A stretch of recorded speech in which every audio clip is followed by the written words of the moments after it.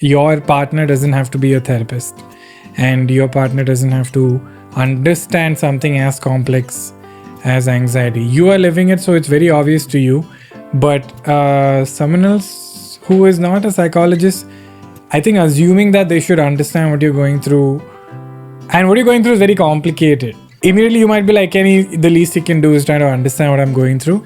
So I don't know. I mean, obviously we don't know your personal discussions with him, but I don't know, man. I feel like it's not your partner's job, and your partner's there to support you, to help you. But if your partner's clearly saying that, I don't know if he's saying that, but in this situation, I feel what I'm trying to say is you are going to the therapist, which is freaking awesome, because it's a very serious issue, anxiety, and you're going for it. Awesome. But I think what tends to happen is when you go to a therapist, you get so spoiled by how professional and burp coming. Man, that was good. Man, that all sounded crispy in the mix. What tends to happen is, before I burped, is you get used to how open and understanding your therapist is, and how intelligent and empathetic and open they are. And then you meet your partner or your family members, and you're like, man, you guys are mean as shit. And they're not. You are being your therapist, and your therapist is a professional. Your boyfriend will never have the nuance or the understanding. You can hope that he will. This is not a men thing. Even I think some women get overwhelmed when the men are very overly emotional, and it's a very complex emotion like guilt and regret. But it happens both ways. Your partner is not your therapist. Your partner is your support system, but not your therapist. Huge difference. So maybe you can talk about. I don't know what's making him uncomfortable. Is he uncomfortable that he doesn't have the answers to it? Is he saying that I don't understand it?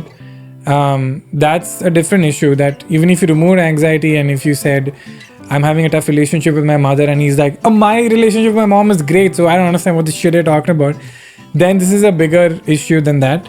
But this is the reason I took this question, is because what an insanely high expectation from a partner, that not only do they have to be my support system, not only do we have to have things we like, not only do we have to be in love, he also has to be my therapist, she also has to be my therapist, and understand me and accept me completely on my horrible days. No, that's an insanely high expectation. If they're doing it, awesome. But if they don't do it, or they're communicating to you that they can't in a nice way, then it's okay. You don't have to break up with that person. So again, I know none of you will agree with me on this, but I've been through this, and it's a conundrum, because it's so easy to fall into that trap.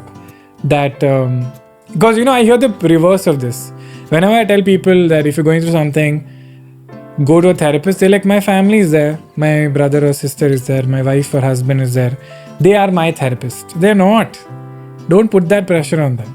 Because imagine if you had a relationship where the other person just depends on you to get better emotionally. You get so drained. You have a friend, you're like, I don't pick up that call because he or she just keeps dumping on me and expects me to solve all their problems. Yeah, you can't after a point. Go see a therapist. I'm your friend. I also have needs.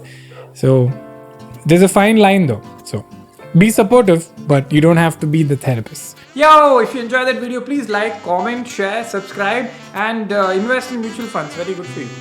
Bye. Time for simple.